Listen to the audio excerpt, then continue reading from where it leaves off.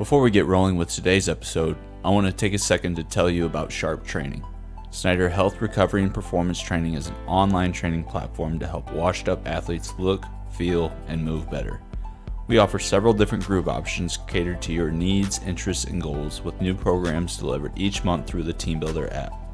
Features include video demonstrations, 24/7 messaging and feedback, and access to the SHRP Edge, a comprehensive guide to upgrade your diet, sleep, and life. Use the code PODCAST in all caps to get 50% off your first month when checking out a program. Iron sharpens iron, so let us help you become your sharpest self. Now let's go. And we're back with another edition of SHRP Talk, joined by big bro Brandon, little bro Jaden. Boys, we're back. How we doing? Good, man. Ready to roll. Yeah, we're vibing. Let's go. Just coming off a win over the number one team in the country, so we're feeling dangerous today. I love that. The vibes are. But we're tired too. We're tired. I feel that. Long Had to drive take for a me and 15 Jaden both yesterday. So yeah. You guys had drives too? Man, Yeah. had a 15 passenger van for about 10 hours, 11 hours. So I beat you. blowing in the 13. wind. 13. Counted 13. Jeez. 5.5. We were pushing Boys P were on the yesterday. Sheesh. Man. We're back Well, though. yeah, we're back. Last week kind of covered our high school training experience, some things we enjoyed, some things that reflecting back were maybe a little chaotic or disorganized, but obviously there are good pieces and bad pieces and just stuff we learned from that experience. And then thinking this week, I mean, we're all former college athletes, me and Brandon football, Jaden football and baseball. And so the strength and conditioning side, suddenly going from disorganized in high school to all of a sudden having full-time strength coaches and resources and everything more organized. And so it's a big paradigm shift, and there's a lot of development that goes with that. So just kind of reflecting on that time and some things that we learned from that experience, some parts that we liked, and maybe some parts, now that we've had time to reflect, some things that maybe weren't all that great. But we all came from obviously really successful football programs and strength and conditioning programs, but obviously there's always things that could be improved upon. So just reflecting on that. And I more so want to hear from you two, because you two both spent time at Northwestern, so you kind of saw what mine was like, but I wasn't there for SDSU or for Iowa, so would love to hear from your perspectives. And so we started with Brandon last week, so we'll kick it to Jaden to start. If you just want to talk about your first semester, first year at SDSU, what the football strength and conditioning experience was like, and then if you want to get into baseball there a little bit too, about how that was different as well. Just take it wherever you want. Yeah, so I was probably a little different from Brandon's experience at SDSU just because I was redshirt freshman, so on the redshirt program. Started pretty light. Obviously, we were a little ahead of the game coming from Westline. We have been in the weight room a bunch, and so all that kind of introduction movement stuff was all kind of a breeze. But as we got on during the season, obviously we're not in season, so we're training as if it's off season the whole time. Progressed pretty fast, heavy 3x5s, and basically squat, deadlift, bench 2 times a week, basically for each. All of it was very strength focused, getting as strong as you can. I wouldn't say there was a ton of accessory work outside of those 3 lifts. Here and there, just some again, strength focused movements, but yeah, just really hammering those compound full body lifts, and not necessarily treating it in a way that we were still taking a full practice load of in-season reps and stuff. But yeah, body felt good at the start. Got to a point where we were getting really, really heavy for weeks on end, and got to a point where my body was feeling like it was kind of breaking down. And um, that's coming from someone who prides himself on taking really good care of his body and was consistently in the training room, probably more than the people that were injured and needed it. Was in the cold tub, hot tub habitually, using foam rollers, using bands, using uh, like the vibration massage machine, just doing everything that I could to try to earn a spot. I mean, as a redshirt, you're still trying to move your way up the depth chart. You never really count yourself out of maybe vying for a starting spot.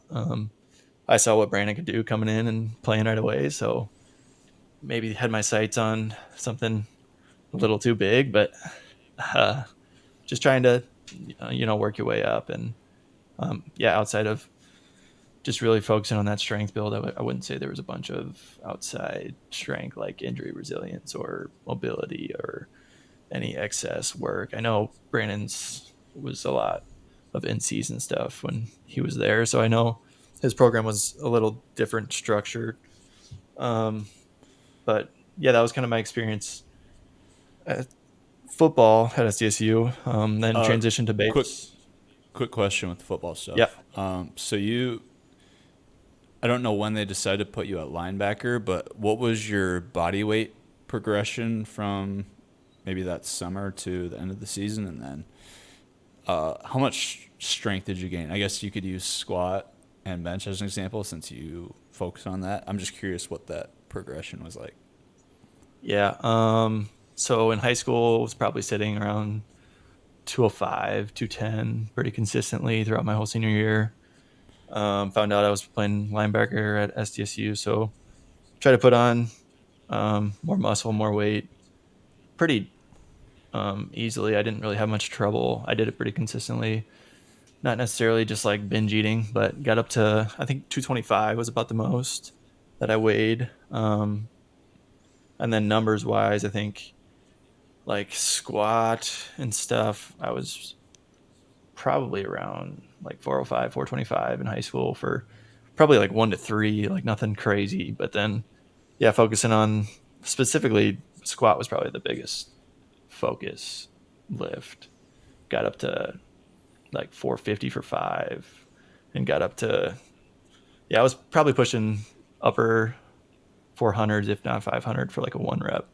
And I never really got to get the 1 rep max because I was having like hamstring issues before I ever,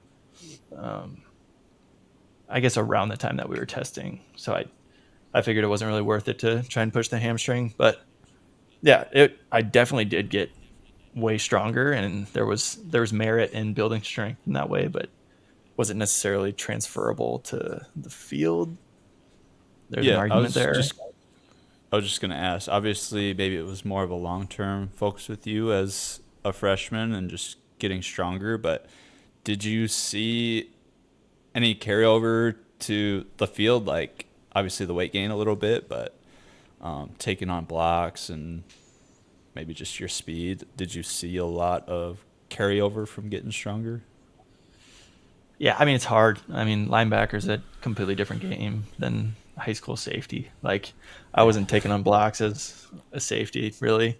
I was kind of just running around with my head cut off. So it's hard to necessarily compare like the strength difference. Like it's hard to make a tangible statement about it. But I definitely felt a little bit clunkier, a little bit heavier. I was probably a little bit slower. I don't think we tested necessarily straight up like 40s, but I definitely didn't feel as fast or like nimble, but definitely felt stronger.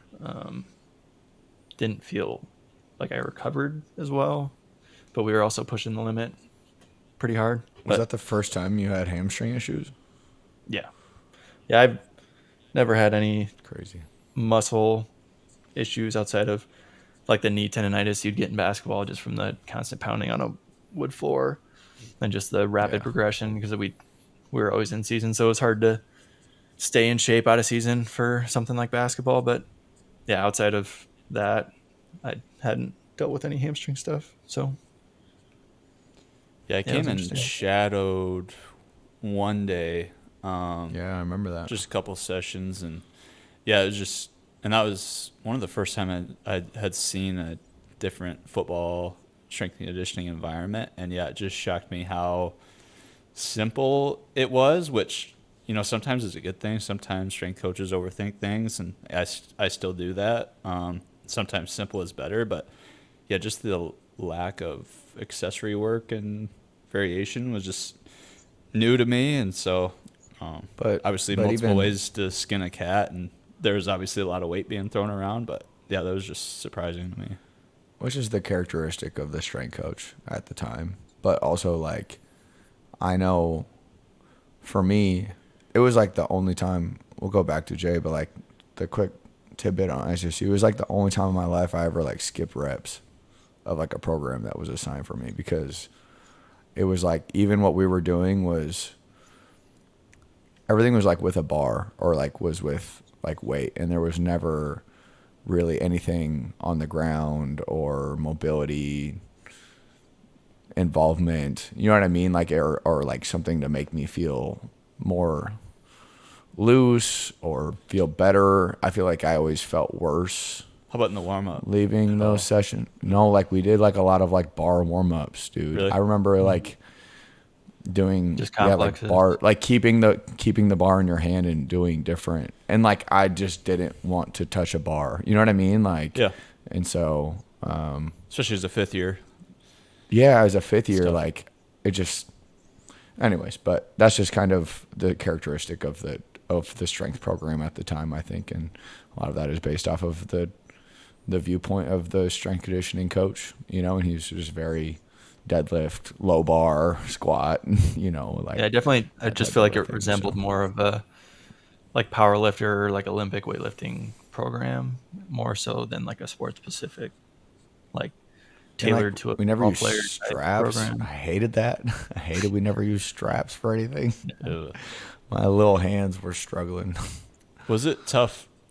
I think we've talked about this. Was it tough mentally to get up, like the amount of weight you're squatting? Was it tough going It was into those brutal. sessions knowing what you had to hit? Like, It was brutal. I mean, there was numerous times where I either got a bloody nose during a lift or would just be laying down on the bench between, because like that blood just rushes to your head. So you're just like between reps, you're probably waiting what you need 3 to 5 minutes to recover from that. And you're doing heavy 3x5s of 92% of your max. And it's like that takes a toll doing that twice a week. That's brutal.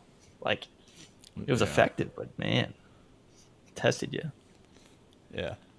You can get into baseball a little bit and how Yeah. that was different. Yeah, I had one semester of baseball at SDSU. It was definitely more sports specific, and I think you have to be with baseball just with all the shoulder overhead throwing stuff. You really kind of have to tailor to that. And I had a really good experience with that strength and conditioning coach. Never really had any problems. I can't say I'd have many takeaways outside of just more tailored to shoulder specific injury resiliency in that aspect. Um, and then got to Northwestern, which was interesting because playing two sports, like you said, I was kind of always in season, so I never got to experience the out of season program that a lot of strength coaches utilize for a lot of their programming needs and like strength stuff, and what they'll really build their programs around that off season time. I think in season you're just kind of trying to maintain that strength and resiliency and keep the athletes fresh. So it's hard to kind of elaborate the differences there from being in season the whole time. I think our strength coaches there did a great job in season. I think I felt fresh and ready to go during both seasons. I wouldn't say I would have changed much with either of their programs. A lot more mobility focused, a lot more functional and injury prevention focus, with a dabble of still a strength stimulus, keeping things strong, keeping things moving. But yeah, Did it you was have Van just Wyk at all, or were you Maria I the did whole not time? have in Wyke at all. No, I had Okay. Maria and Ox. Yeah, we can compare and contrast a little bit when we get to me, but since we all went to Northwestern, we can kind of hit on that at the end. Yep. You got anything else from SDSU before we talk about Iowa? I don't think so. Okay.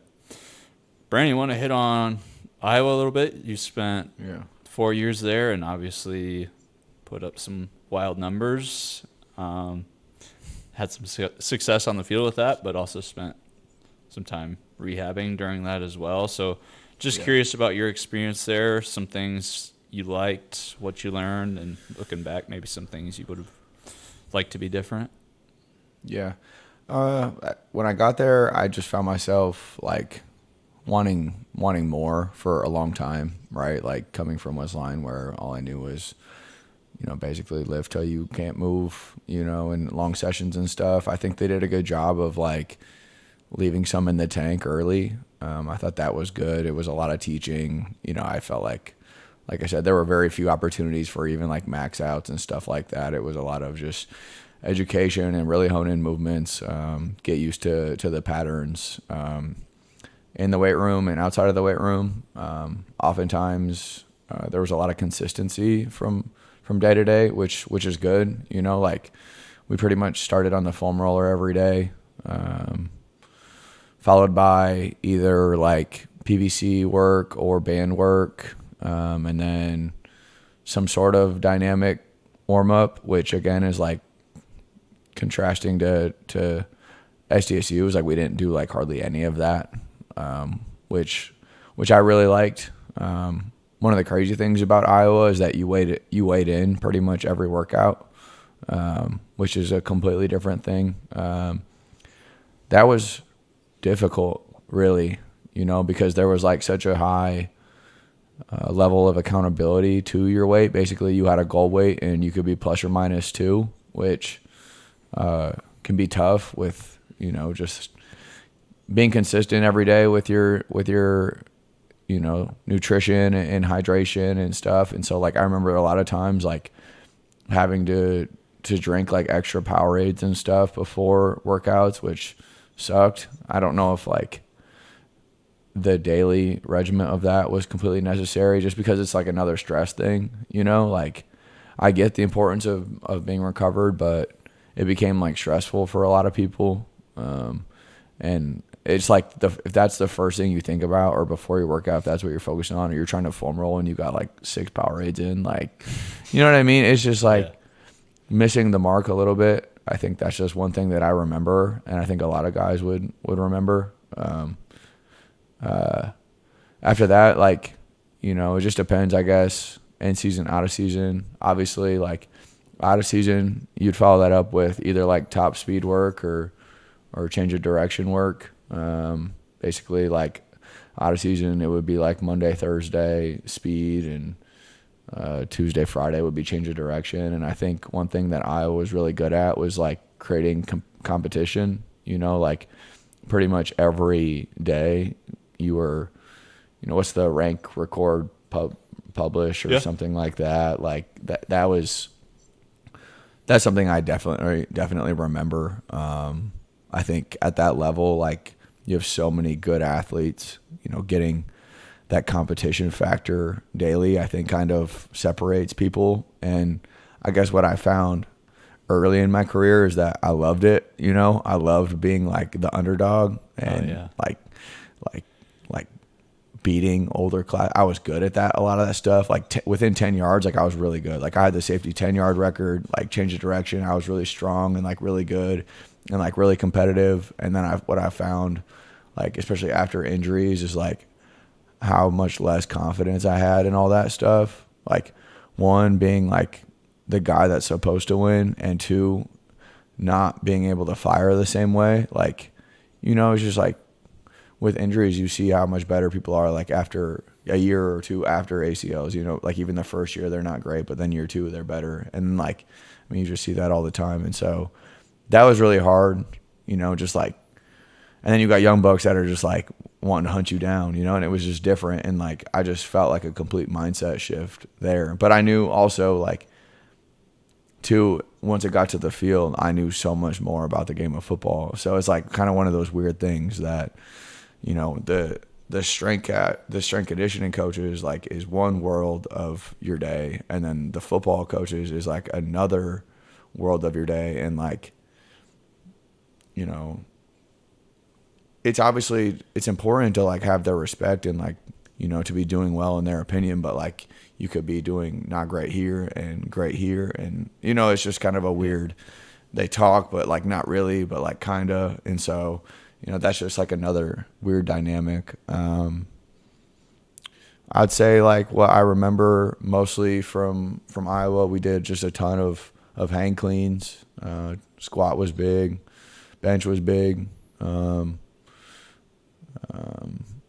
We maxed out a lot. A lot of plyo work. Honestly, it was just like great programming, to be honest. Like they were just really, really good at what they did. I mean, and that's why the development piece has been consistent for Iowa. Like I'd say the hardest thing was just how heavy some of the in-season stuff was, as you know, I kind of mentioned in a previous podcast. But like, I think that was one of the worst parts. I think we like conditioned on Sundays after games, and it would be like, you know, anywhere from 16-ish, I guess, ballpark number, like 55s. And like I remember that being like really tough. The out of season conditioning was fine if you were healthy.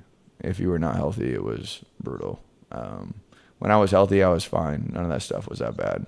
You know, it was like a lot of basically either we would call it like a quarter. So you would like build up throughout the course of the summer. So one quarter would be 355s, 260s, so a 15-yard shuttle.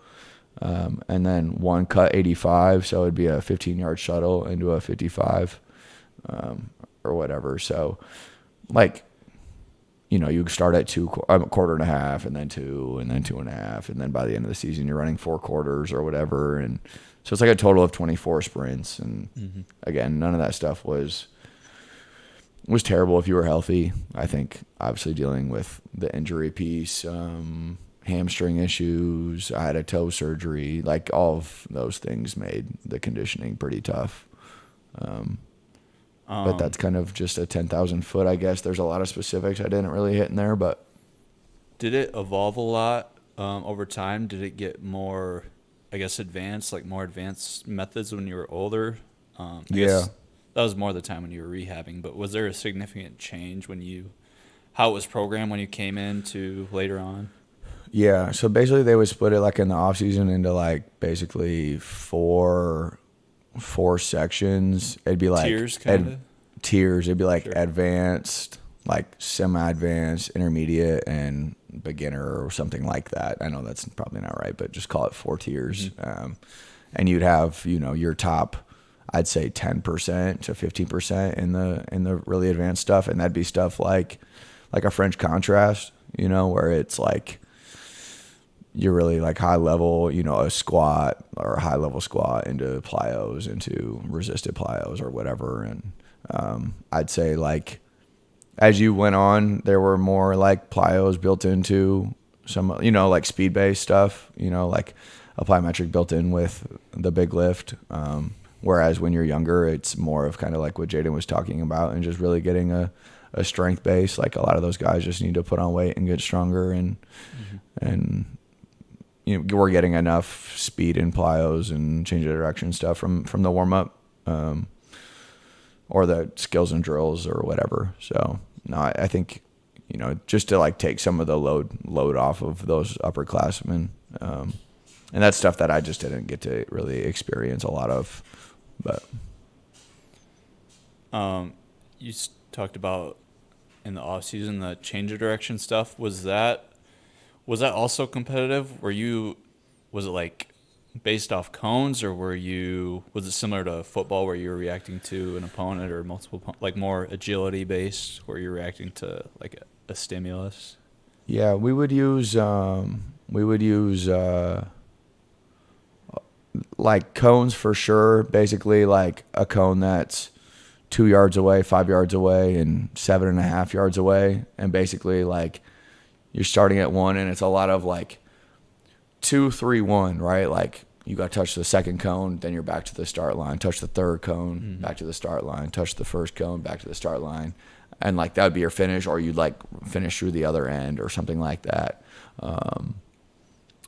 A lot of like 5, 10, 5, right? Like a lot of actually, like I remember the most of like different start positions. So like basically let's say that they chose you to start laying on your back, and this is just the skill position, right? So you go like skill, semi, and line, right? So it'd be like start positions on your back, even numbers are to your right, odd numbers are to your left. You know what I mean? And so it'd be like, he said like 1, go. And so like you got to get off your back, you got to go 5 yards to your left, right? Touch the line, 10 yards to your right, touch the line, and finish through, which is like really good stuff. I thought that stuff was super fun, and it became less fun as I got older and like couldn't really run with, the top dogs, but I felt like I could kill everybody in that stuff at the beginning. And that was that's just how you kind of like make your name, is like just constantly showing up. And then you get like, there was like a teams in the off season, so like basically you're put on teams of 8 with a captain, and every competition is like, obviously if you don't make your weight, you lose points for your team, and like there's points for a perfect week, right? So if everybody makes their weight all week, like that's a huge bonus. And then like you can get like a perfect month. And so there's definitely like a huge focus on like consistency and like compound effect of hitting the mark. But like there was also individual rankings,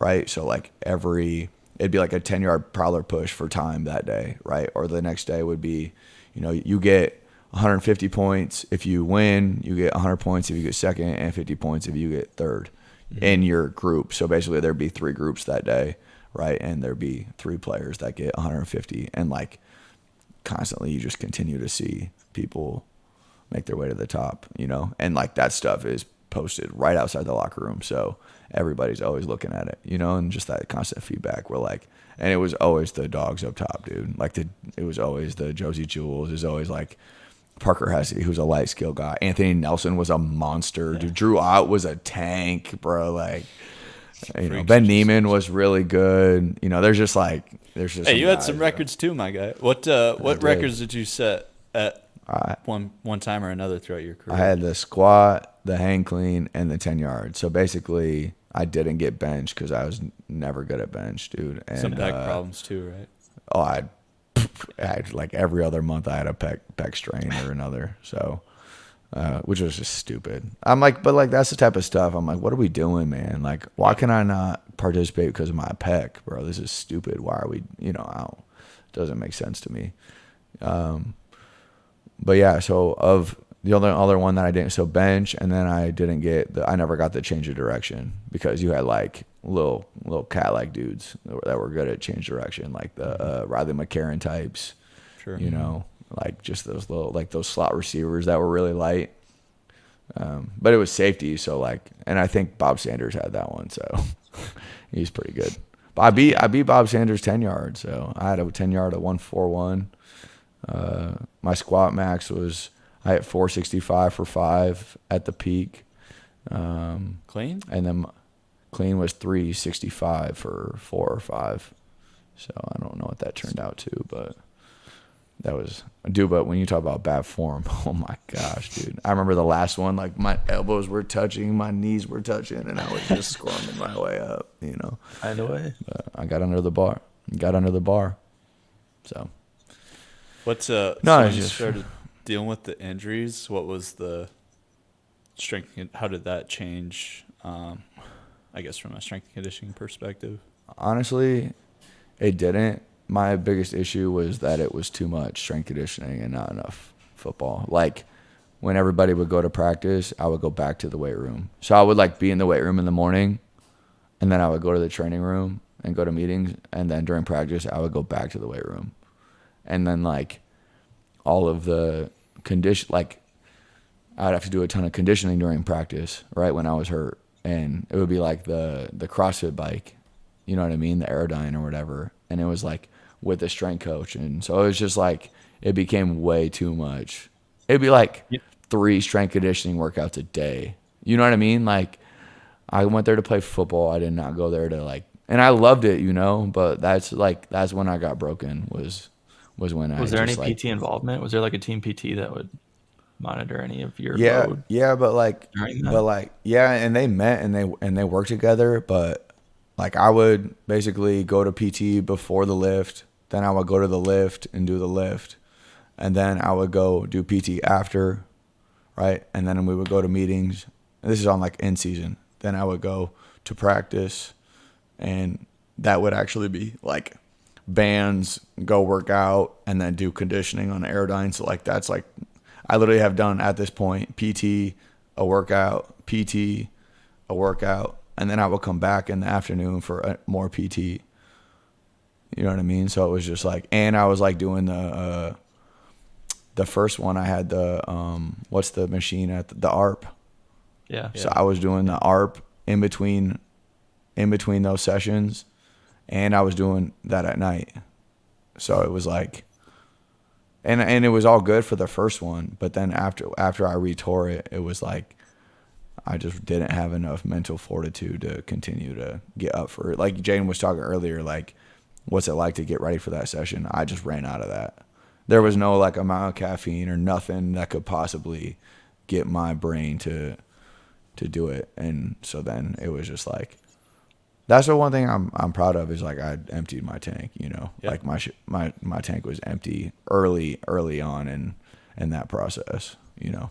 And I feel like both times, especially the first time, you got your strength back very quick, and then the speed as well. And I wasn't there for it, obviously, but at some point there has to be a bridge between what you're doing on the field and the weight room. So like once those physical qualities are back, like there has to be a return to play progression that mimics what you're doing on the field. It's not in a straight line or moving a weight. It's change direction, reacting to opponent. Like, again, I wasn't there, but there has to be a very well progression. My first ACL, I did less than a month of that,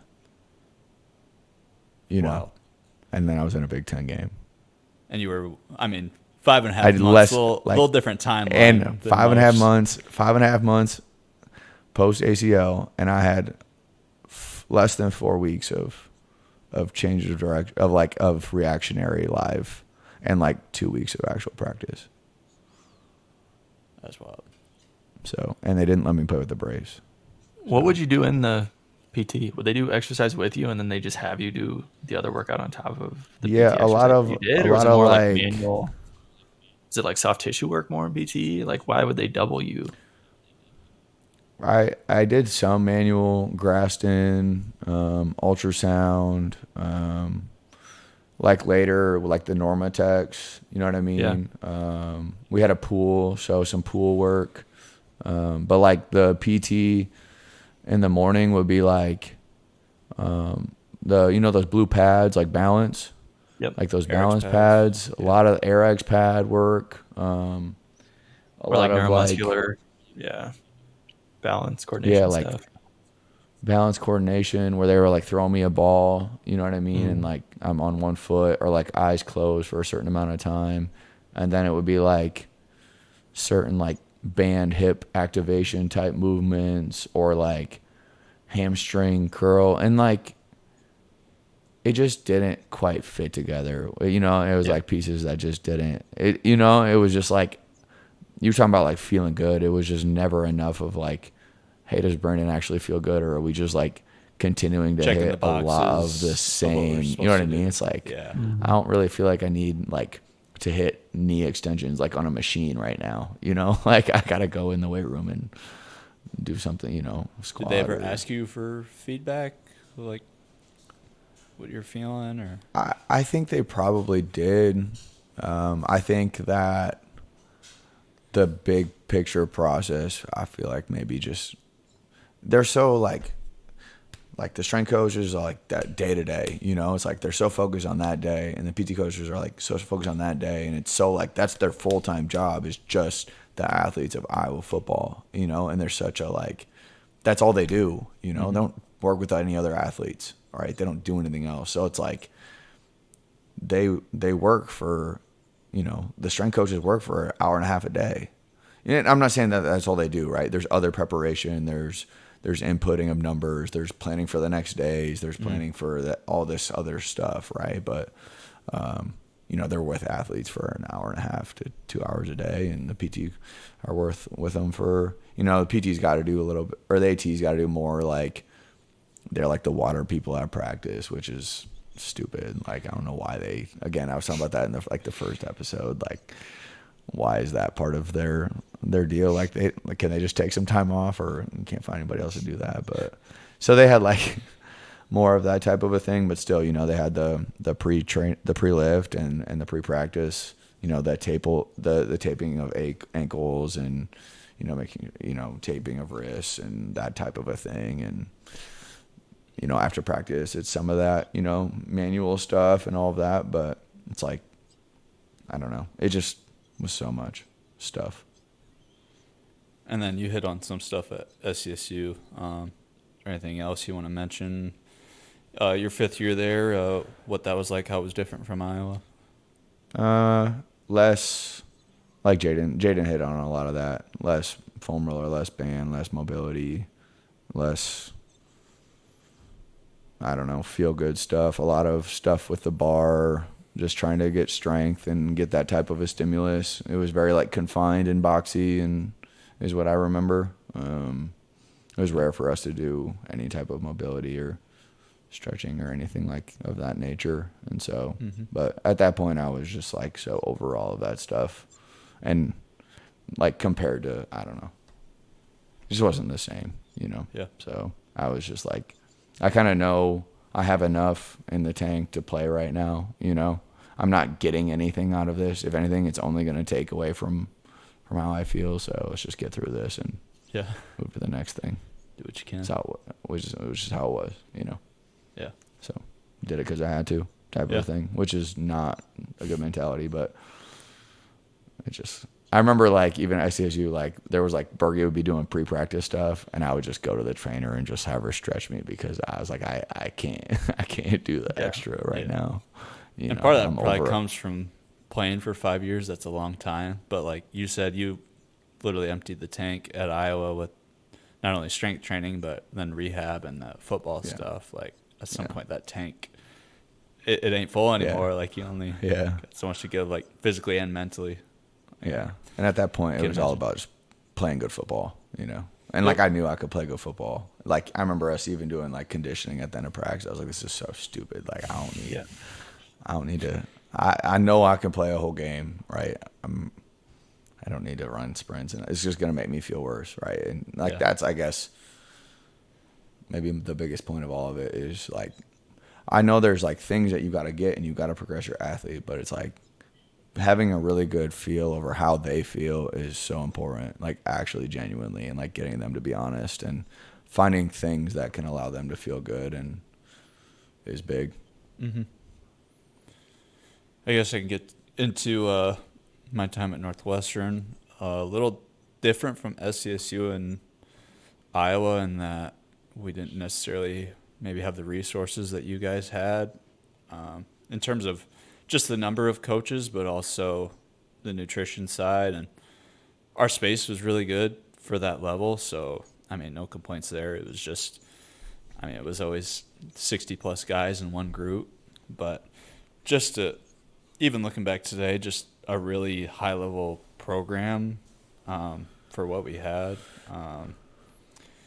I came in as a freshman and wasn't playing a lot. So similar to you guys, just getting stronger. And like we've said, that's going to be a natural part of getting into a structured program for the first time. You're going to get strong pretty quick. And so, that was a natural part of it.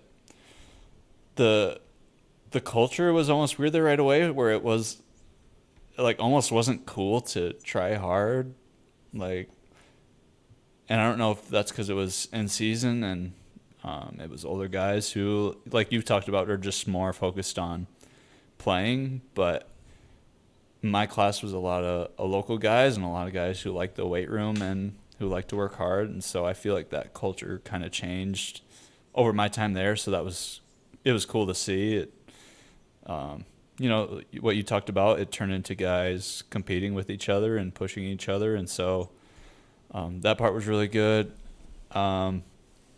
Just in general, I mean, we didn't do a lot of Olympic lifting. We would do some in the off season.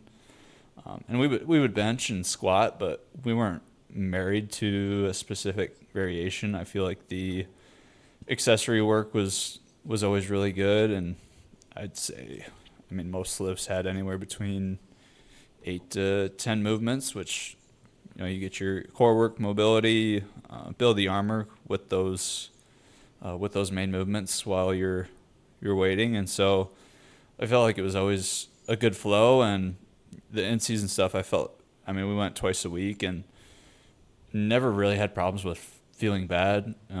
Jamie had different coaches, but I feel like very similar setup. Like, I never really felt bad during the season. There's going to be aches and bruises that come with that, but it was never because of the weight room.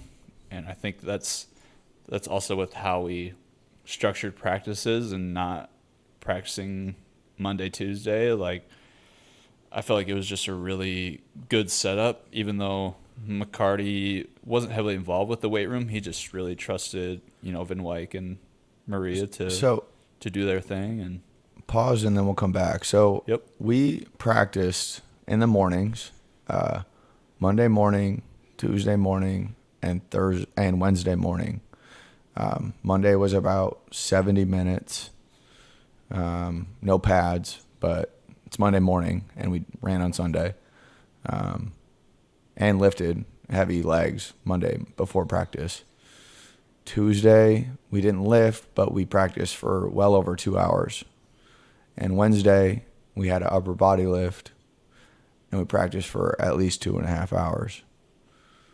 And then Thursday was off, but at the same time, it's like Thursday before a Big Ten game. So, and then Friday we had a primer, so like another with lift type movements for like 20 minutes and another 45-minute practice.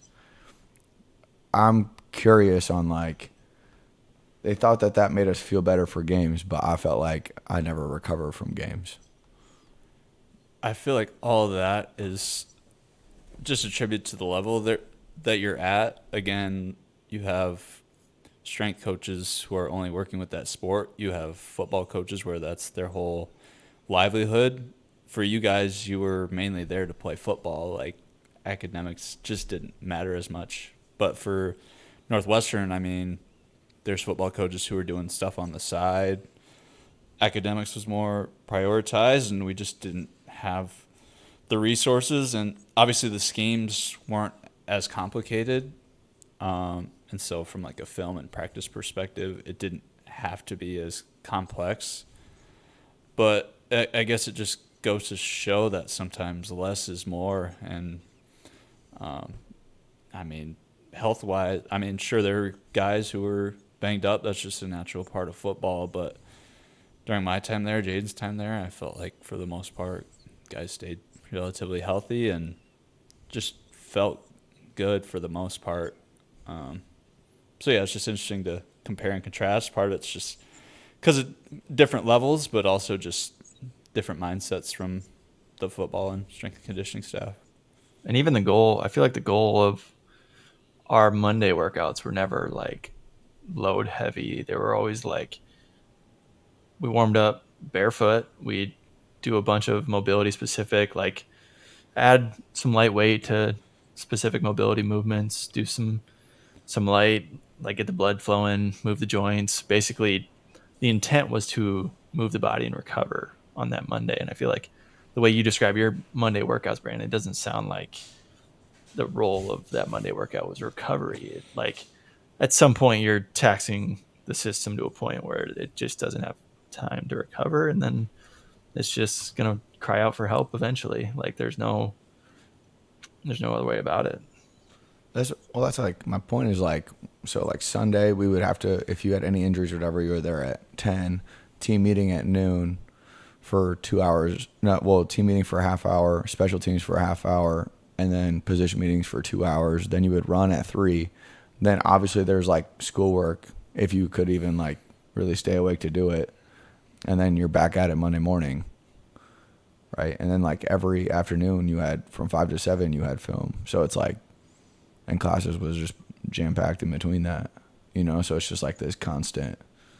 And like Monday mornings was squat and clean every Monday morning, right? And then it was like 1, 2, 3, 4, but like 1 light, 2, 3, and then 4 max, and then repeat for the entire season. It's like that's a way different.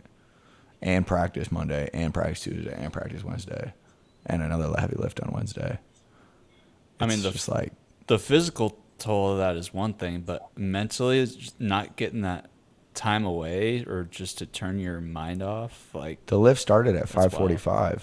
You know, The like sleep I was there at deprivation. 5.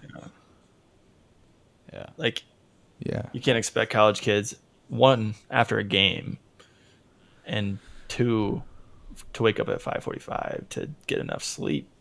And I'd say those first two nights after the game are the most important for recovering for the next week. So it's like you're already depriving sleep, physical energy, time to recover.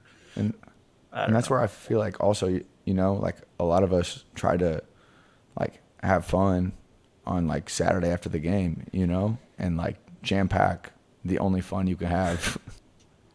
I'm not saying that playing Division I football isn't fun. Don't hear what I'm not saying. I'm just saying like your sense of being a human, right? Like, and like hanging out with friends and just like letting your hair down or whatever. It's like, but then if you do, you know, have some fun or whatever, and then you're behind again, and obviously there's no way to catch up until. And that's probably a Thursday way to and try. moderate it a little bit. That Sunday workout is probably making sure that people don't go too think crazy that's- because, yeah, they have something that next morning. It sucks for those that aren't necessarily that extreme, that kind of just want to enjoy like a Saturday night after a Yeah. football win, like with the boys. Like, what's better than that? Yeah, man. I mean, but anyways, go back to Northwestern, Colin. Yeah, and then I guess getting into the off season, I feel like, yeah, obviously I hit on the weight room stuff. That was really solid, but I feel like where Fenton White was really gifted was with not only the speed but the agility stuff. I kind of talked about that with your why I was curious with your change of direction stuff. For us, it wasn't ever just traditional change of direction where you're like a 5-10-5 or just reacting to cones. It was always competitive, reacting to a person, reacting to multiple people, and just making every rep different.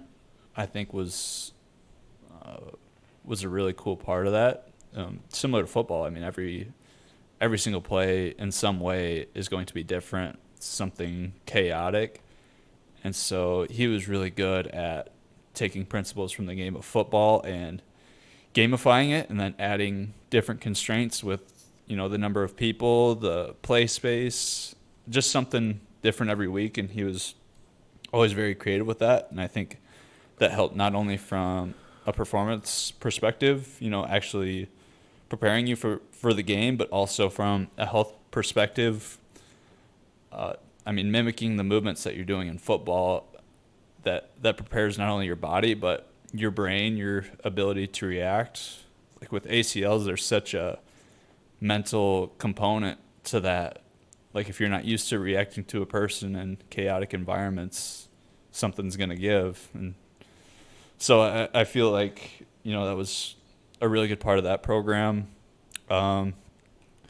Obviously, like I said, we didn't have the same resources. So you talked about having different tiers. That was something we really never had the luxury of. I mean, we would divide it up by positions on occasion, but you know, there wasn't a huge shift from my freshman to senior year. It was more so just him evolving as a coach and changing things that way, which is a big deal, you know, not just repeating the same programs over and over again. So I feel like I still continuously got stronger just by him getting better and learning and trying new things. But and then also from the nutrition side, also not having the resources there that maybe you guys did with protein and fueling stations. And so, you know, when I had to put on all that weight from changing positions, putting on, 40 plus pounds over my career. It was, obviously the weight room has a big piece of that, but nutritionally, you just have to get creative with the resources that you have. And so, I still had, 19 meals at the calf. And so just maximizing there, eating as much as I can. Chocolate milk, probably 6 glasses or more a day. Yeah. And then, just getting creative with fueling in between meals. And so that's maybe where my journey, my experience was a little different from yours, just from a resource perspective. But overall, given the level we were at, some of the constraints we had, like just a super well-run program. And I think that a lot of the success from recent years is largely in part to the strength training program there. And that's big kudos to Van Wyk, Ox, Maria, Yep. Just really high-level coaches that get it, Yeah. Yeah. I think the recent run in the last, we'll call it 5-6 years, Northwestern 7 maybe-ish, Yeah. has a large part to do with, well, and shout out to Northwestern for investing in a center like that, Yeah. I think that invites coaches to feel more comfortable to be there, and to work with those resources. That's really good, to have turf space that you can use and turf in the weight room and walls to medicine balls and good like that's huge. But I think I was very impressed with, because I was, when I went there, I was like learning about, strength conditioning and if just trying to learn period, as a human, and if I was going to proceed in that profession, but just very impressed with like how different it was, and like a lot of times I was like, I don't know if I like this, but I didn't know if I liked it because it was different than what I knew. Sure. Yeah. And then after watching it, I was like, man, like they just got really good work out of that, and continue to find myself more into like those games. And Van Wyk was, obviously he did my programming when I trained, and obviously being underneath of him for a couple months was just awesome, dude. I just think he had a very different strength conditioning mind and change of direction mind and gamified stuff in a good way. And yeah, all that stuff was really, really good. I think you guys were really lucky to have the people you had. And I think, like you said, I loved your comment about the difference in training, from when you got there and it not being cool to try hard. I think I just see a lot of that in a lot of different areas, that I go to. And it's like once you break through that culture, it's crazy how things can take off. Yeah, and I still working with female athletes currently, and before, like that's still more of a common thing where sometimes athletes are scared to push themselves or go above and beyond, not because they're not capable, because I see it on the basketball court or whatever the sport that's being played. It's maybe just being scared of standing out, but why be normal?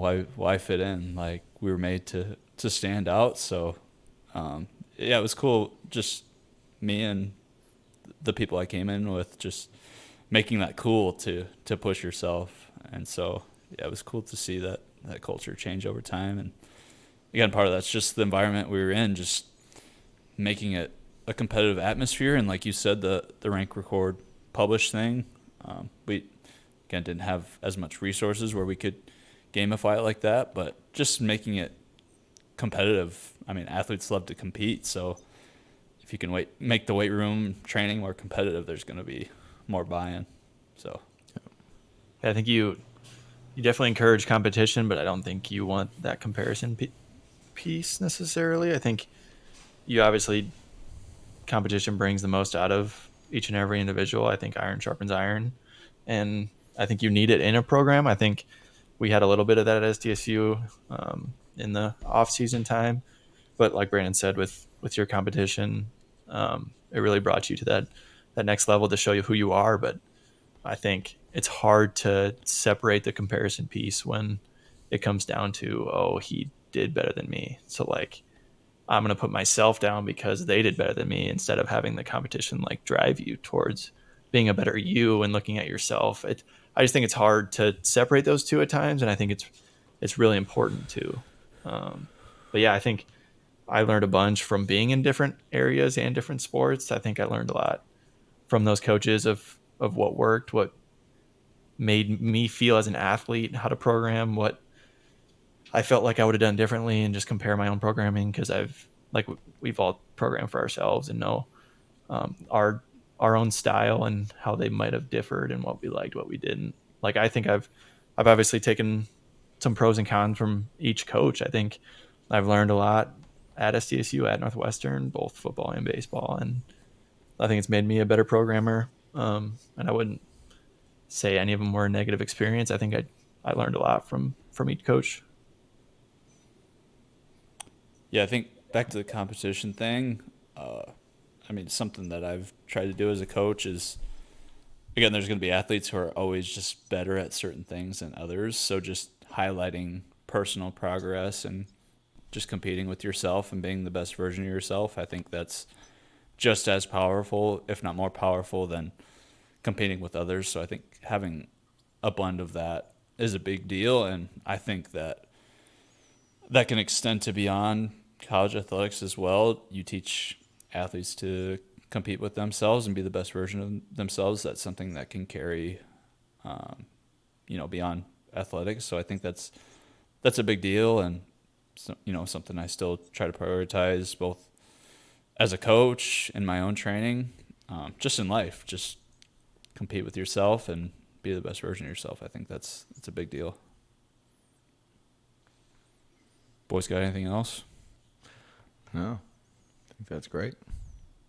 Yeah, just cool to hear from different experiences, different journeys, and just things we all obviously are very grateful for. We all developed as athletes, as people, because of these programs, all high level programs, but just fun to look back. Obviously, there's any program, there's always things that can be better, so it's just cool to reflect on that a little bit. So yeah, I think I like Jaden's last comment too. It was like, I wouldn't change any of it. All of it was positive for me. Just like looking back on it now, it all kind of has just structured, where I am today and who I am today, and how I interact with people, and how I coach, and how I train myself and try to help others, and all of those things.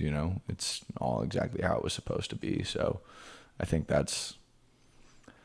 it's important these conversations are fun, because it makes you just continue to think back through all of those things and be grateful for all of it, and how you learn from all of it. I think it's important to learn from all of it. And so, yeah, I think that was just a fun conversation of things I haven't thought about for a long time. And again, hopefully, I think the part of all of this is, I think we're doing this and talking about these things to hopefully speed up other people's time, to give them insight into different training environments. And I think a lot of people probably have questions over, what do I need to do? What should I be doing? And I think hopefully the point of this is to hopefully give you some insight into things that worked for us, things that we liked and didn't like. I think, Colin, you say that a lot, and